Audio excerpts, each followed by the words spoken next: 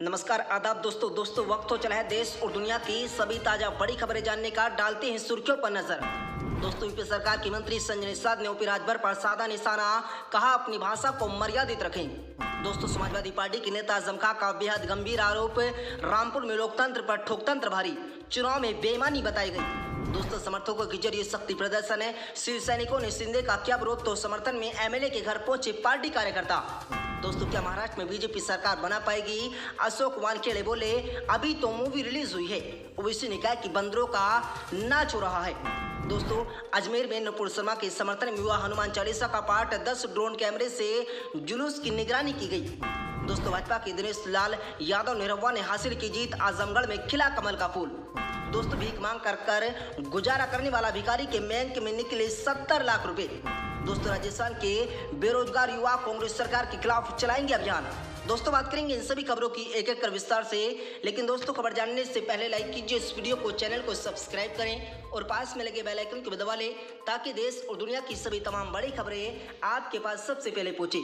जी हाँ दोस्तों पहले बड़ी अपडेट आ रही है, आपको बता दें यूपी सरकार के मंत्री संजय निषाद ने ओपी राजभर पर साधा निशाना, कहा अपनी भाषा को मर्यादित रखें। दोस्तों यूपी सरकार के मंत्री संजय निषाद ने एसबीएसपी के अध्यक्ष ओपी राजभर पर निशाना साधा है। उत्तर प्रदेश में सीएम योगी आदित्यनाथ के नेतृत्व वाली यूपी सरकार में मंत्री और निषाद पार्टी के राष्ट्रीय अध्यक्ष संजय निषाद ने सुहेलदेव भारतीय समाज पार्टी बीएसपी के सप्रीमो राजभर पर निशाना साधा। उन्होंने कहा कि ओपी राजभर को भाषा की मर्यादा समझनी चाहिए। खास बात है कि संजय निषाद ने जहां ओपी राजभर पर तंज कसा, वहीं नसीहत दे डाली है। दोस्तों मीडिया रिपोर्ट्स के मुताबिक हरदोई में मछुआरा समुदाय की ओर से आयोजित कार्यक्रम को संबोधित करने के बाद संजय निषाद ने कहा है कि यूपी सरकार सबका साथ सबका विकास नीति पर कार्य कर रही है। उन्होंने कहा कि जो भी योगी आदित्यनाथ सरकार पर हमला बोल रहे हैं, उन्हें समझना चाहिए कि जनता ने भारी बहुमत से बीजेपी को जिताया है। उन्होंने कहा कि ओपी राजभर को मर्यादित भाषा का इस्तेमाल करना चाहिए। इसी दौरान संजय निषाद ने ओपी राजभर पर तंज कसा। उन्होंने कहा कि उनके सलाहकार बहकाते हुए उन्हें भी ले जाते हैं। उन्होंने कहा कि ओम प्रकाश सुबह चाय किसी की पीते हैं तो जलेबी किसी दूसरे की खाते हैं, खाना किसी का खाते हैं और शाम को बतियाना चौथे के पास जाते हैं। दोस्तों एक सवाल के जवाब में संजय निषाद ने ओपी राजभर को नसीहत दे डाली। उन्होंने कहा कि ओम प्रकाश राजभर बीजेपी के पुराने सहयोगी रहे, उनके सहयोग से वे मंत्री बने, इसी वजह से लायक बने कि सीटें जीते थे और अभी भी जीते हैं। बीजेपी में आना चाहिए, इस बारे में ओपी राजभर को विचार करना चाहिए, ये उनके हाथ में है। उन्होंने कहा कि सत्ता सुख दे सकती है, न्याय कर सकती है और समाज के लिए कुछ कर सकती है, उसका फैसला कि ओपी राजभर पर निर्भर है। इसी दौरान उन्होंने आरोप लगाया कि पूर्व के समाजवादी पार्टी और बहुजन समाज पार्टी ने प्रदेश के लिए कुछ नहीं किया, अब प्रदेश का सही मायने में विकास हो रहा है। दोस्तों अगली बड़ी अपडेट आ रही है, आपको बता दें समाजवादी पार्टी के नेता आजम खां का बेहद गंभीर आरोप, रामपुर में लोकतंत्र पर ठोकतंत्र भारी, चुनाव में बताई गई बेईमानी। दोस्तों समाजवादी पार्टी के गढ़ माने जाने वाले रामपुर में भारतीय जनता पार्टी के प्रत्याशी की जीत को समाजवादी पार्टी के कद्दावर नेता आजम खां बर्दाश्त नहीं कर पा रहे हैं।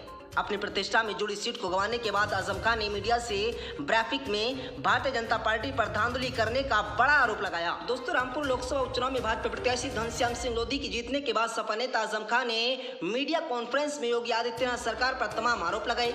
इसी दौरान उन्होंने गंभीर आरोप लगाते हुए कहा है कि ये चुनाव जरा सा भी निष्पक्ष नहीं था, रामपुर के लोगों की जीत को हार में बदला गया। आजम खां ने कहा कि लोकतंत्र पर ठोकतंत्र भारी पड़ा और ये चुनाव निष्पक्ष नहीं हुआ। उन्होंने कहा कि इस उपचुनाव में सरकार मशीनरी का जबरदस्ती दुरुपयोग हुआ है और लोकतंत्र के साथ खिलवाड़ हो रहा है। दोस्तों आजम खान ने इसी के साथ ही मुसलमानों के साथ भेदभाव का भी आरोप लगाया। उन्होंने कहा कि अगर मुसलमानों से इतनी नफरत है तो हमारे वोट का अधिकार खत्म कर दो। यहाँ पर तो हमारी जीत को हार में बदला गया, यहाँ की तहजीब को पुलिस की बुटों के तले कुचला गया है। उन्होंने कहा कि आज से आसिम रजा को हम तो एमपी कहेंगे, वो हारे नहीं जीते हैं, इसे न चुनाव कह सकते हैं ना ही चुनावी नतीजा आना। दोस्तों आजम खान ने कहा कि 900 वोट के पोलिंग स्टेशन में सिर्फ 6 वोट डाले गए और 500 के वोटिंग स्टेशन में सिर्फ 1 वोट डाला गया। जिस तरह से वोट डाले गए हैं इसे तो हम अपने प्रत्याशी की जीत मानते हैं, हम तो आसिम रजा से कहते हैं कि आपकी जीत को हार में बदला गया है। उन्होंने कहा कि रामपुर में तो लोकतंत्र पर ठोकतंत्र भारी पड़ा है, यहाँ पर निष्पक्ष चुनाव नहीं हुआ, हर जगह पर सरकार मशीनरी का दुरुपयोग हुआ है। दोस्तों आजम खां के गढ़ रामपुर में सब प्रत्याशी आसिम रजा को भाजपा प्रत्याशी घनश्याम लोधी ने 42,192 वोटों से करारी शिकस्त दी है। इसी के साथ ही आजमगढ़ से भाजपा प्रत्याशी दिनेश लाल यादव उर्फ निरहुआ जीते। सपा के दिग्गज नेता एक बार फिर से उपचुनाव की प्रक्रिया में पारदर्शिता की कमी का आरोप लगा रहे हैं। दोस्तों अगली बड़ी अपडेट आ रही है, आपको बता दें समर्थकों के जरिए शक्ति प्रदर्शन। शिवसैनिकों ने शिंदे का किया विरोध तो समर्थन में एमएलए के घर पहुंचे पार्टी कार्यकर्ता। दोस्तों आपको बता दें शिवसैनिक मुंबई, नवी मुंबई और उल्लासनगर जिले शहर में विद्रोह नेता एकनाथ शिंदे के विरोध में सामने आए हैं। हालांकि ठाणे में लैंडमार्क सोसाइटी में शिंदे के घर के बाहर की तस्वीरें शनिवार को शाम को बिल्कुल अलग थी। दोस्तों ठाणे जिले से शिवसेना पार्टी के सैकड़ों कार्यकर्ता शिंदे के हर फैसले में समर्थन देने का संकल्प लेने के लिए बाहर जमा हो गए हैं। हैशटैग एकनाथ शिंदे का समर्थन कर रहे हैं शहर के सोशल मीडिया सर्कल्स में ट्रेंड कर रहा है। शनिवार दोपहर में 500 से 600 लोग शिंदे के घर के बाहर तैनात थे। उनके बेटे और सांसद श्रीकांत शिंदे बहुत कम सार्वजनिक भाषण देते हैं। वे अपने पिता के समर्थन में हाथ में माइक लिए नजर आए। ठाणे शिवसेना का गढ़ है और शिंदे ने 3 दशकों से अधिक समय तक इस किले को अपने में कब्जा रखा। दोस्तों नारंगी झंडों, नारों और समर्थक व्यक्त करने वाले बैनरों के बीच श्रीकांत और ठाणे नगर निगम के पूर्व महापौर नरेश महेश्वरी ने कार के बोनेट पर ऊपर से जनता को संबोधित किया।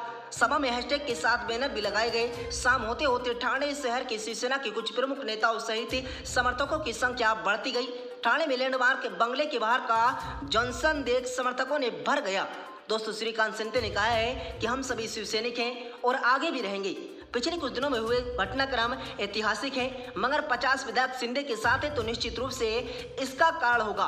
कई घटनाएं हुई हैं। पिछले 2 वर्षों में ऐसा हुआ है कि इस तरह का कदम उठाया गया। अगर विधायक खुद संतुष्ट नहीं है या उन्हें अपने प्रोजेक्ट के लिए धन नहीं मिल रहा तो उसका लाभ पार्टी कार्यकर्ता या आम आदमी तक कैसे पहुंचाएगा। इस स्थिति का अनुभव कभी किसी ने नहीं किया। हमें सत्ता में रहने के बावजूद सामने आना पड़ा है। दोस्तों के लिए बड़ी अपडेट आ रही है, आपको बता दें क्या महाराष्ट्र में बीजेपी सरकार बना पाएगी। अशोक वानखेड़े बोले अभी तो मूवी रिलीज हुई है। वहीं ओवैसी ने कहा कि बंदरों का नाच हो रहा है। दोस्तों महाराष्ट्र में बचे सियासी घमासान पर एआईएमआईएम प्रमुख असदुद्दीन ओवैसी की प्रतिक्रिया आई है। असदुद्दीन ओवैसी ने कहा कि महाविकास आघाड़ी का ये अंदरूनी मसला है और वहीं इसको निपटाएंगे। दोस्तों हैदराबाद से सांसद ने 2 टूक कहा है कि इस पर उन्हें कुछ भी नहीं बोलना। वहीं तंज कसते हुए असदुद्दीन ओवैसी ने कहा है कि बंदरों का नाच हो रहा है। वहीं न्यूज 24 के डिबेट शो के दौरान जब पूछा गया कि क्या महाराष्ट्र में भाजपा सरकार बना पाएगी, इस पर वरिष्ठ पत्रकार अशोक वानखेड़े ने कहा कि अभी तो मूवी रिलीज हुई है और ये बढ़िया चल रही है। 1 महीने तक तो ये हाउसफुल रहेगी। भाजपा की सरकार बनाने के सवाल पर उन्होंने कहा है कि इसमें कोई कानूनी पेच है और उसका ध्यान रखना होगा। दोस्तों अशोक वानखेड़े ने कहा कि सरकार तब गिरेगी जब अल्पमत में आएगी। ये लोग गुवाहाटी बैठे हैं। जब तक ये लोग मुंबई आएंगे नहीं और मामला विधानसभा के पटल तक नहीं पहुंचेगा तब तक कुछ नतीजा नहीं निकलेगा। नहीं तो ये कहानी ऐसे ही चलती रहेगी और कोई नतीजा नहीं निकलेगा। दोस्तों 38 विधायकों के हस्ताक्षर के बाद साथी गुट लगातार शिवसेना पर अपना हक जता रहे हैं। हालांकि अब ये लड़ाई कानूनी बनती जा रही है। वरिष्ठ पत्रकार विनोद अग्निहोत्री ने इस पर कहा है कि यह कानूनी लड़ाई बनती जा रही है। पुणे और मुंबई में शिवसैनिकों द्वारा तोड़फोड़ करने की घटना पर उन्होंने कहा है कि शिवसेना के खिलाफ भी जा सकती है। अग्निहोत्री ने कहा कि उद्धव ठाकरे को ये सब रोकना चाहिए और संजय राउत को भी ऐसे बयान नहीं देना चाहिए। दोस्तों अग्निहोत्री ने कहा कि 1995 में जो गलती समाजवादी पार्टी के कार्यकर्ताओं ने की थी वही गलती शिवसेना कर रही है और अब इस पर रोक लगनी चाहिए। वहीं उन्होंने एजेंसियों के इस्तेमाल पर सवाल उठाया और कहा कि सिलेक्टिव कार्रवाई पर रोक लगनी चाहिए। विवेक अग्निहोत्री ने कहा कि ईडी ने 17 नेताओं के खिलाफ नोटिस दिया था। दोस्तों के लिए बड़ी अपडेट आ रही है, आपको बता दें अजमेर में नुपुर शर्मा के समर्थन में हुआ हनुमान चालीसा का पाठ, 10 ड्रोन कैमरे से हुई जुलूस की निगरानी। जहां दोस्तों आपको बता दें अजमेर में पिछले जुमे मुस्लिम समाज की ओर से निकाले गए शांति मार्च के बाद आज हजारों हिंदू सड़कों पर उतरे हैं। साधु संतों के साथ हाथों में तिरंगा लिए हिंदुओं ने शांति मार्च निकाला। दोस्तों प्रदर्शनकारियों ने देवी देवताओं का अपमान करने का विरोध किया। हिंदू संस्कृति को बदनाम और देवी देवताओं का अपमान, अभद्र टिप्पणी, आगजनी और पथराव कर धार्मिक उन्माद फैलाने वाले और हिंदू बेटी नुपुर शर्मा को धमकी देने वाले असामाजिक तत्वों के खिलाफ कार्रवाई की मांग की है। दोस्तों विरोध प्रदर्शन को देखते हुए शहर में पुलिस प्रशासन ने माकूल सुरक्षा बंदोबस्त किए थे। पूरे शहर को छावनी में तब्दील कर दिया गया। दोस्तों उपखंड मजिस्ट्रेट महावीर सिंह और तहसीलदार प्रीति चौहान रैली के आगे आगे चल रहे थे। अजमेर विकास प्राधिकरण के उपाध्यक्ष अशोक चौधरी और नायब तहसीलदार तुकन चंद रैली के बीच में थे।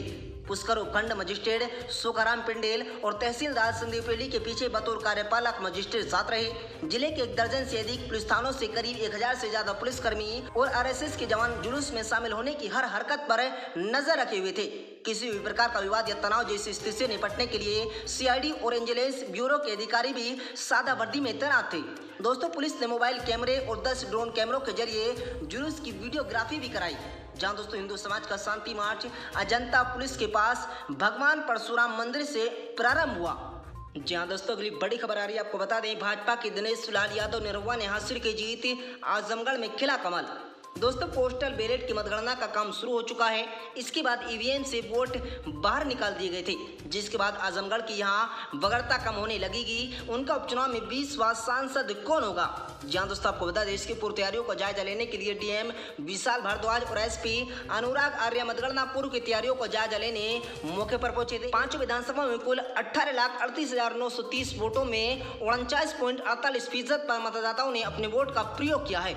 शाम 4 बजे तक स्थिति स्पष्ट होने के साथ ही दिनेश लाल यादव निरहुआ की जीत की आधिकारिक घोषणा का इंतजाम शुरू हो गया है। हालांकि निरहुआ ने अपनी जीत को लेकर ट्विटर पर पोस्ट कर लोगों को धन्यवाद दिया। जहां दोस्तों अगली बड़ी अपडेट आ रही है, आपको बता दें भीख मांग कर गुजारा करने वाले भिखारी के बैंक में निकले 70 लाख रुपए। दोस्तों, आज के समय में हर कोई दोहरे रखते हैं, ऐसे आपको नजर में हजारों होंगे जो सामने क्या होते हैं। दोस्तों, यूपी के प्रयागराज में सीएमओ ऑफिस के कुष्ठ रोग विभाग में काम करने वाले स्पीकर धीरज की वेशभूषा को देखकर लोग उस पर तरस खा जाते हैं। लेकिन ये कोई आम स्वीपर नहीं है, बल्कि करोड़पति स्वीपर है। कमाल की बात है कि धीरज ने 10 साल से अपनी सैलरी भी नहीं निकाली है। दोस्तों, धीरज के वेशभूषा को देखकर लोग उससे पैसे दे देते हैं, इससे वे अपना घर का खर्च चलाता है। लेकिन उसको बैंक अकाउंट में 70 लाख से ज्यादा पैसे हैं। इस बात का खुलासा खुद बैंक वालों ने किया। जहां दोस्तों अगली बड़ी अपडेट आ रही है, आपको बता दें राजस्थान के बेरोजगार युवा कांग्रेस सरकार के खिलाफ चलाएंगे अभियान। दोस्तों, इन सभी खबरों की सच सबसे तेज पुष्टि नहीं करता है, बल्कि इन सभी खबरों को डेली हंट के माध्यम से आदर्श वेबसाइटों पर दिखाया गया है। आपकी क्या राय इन सभी खबरों को जानकर आप अपनी राय कमेंट बॉक्स में दें। आपको वीडियो अच्छी लगे तो इस वीडियो को लाइक शेयर करें। मिलते हैं दोस्तों अगली बड़ी खबर में।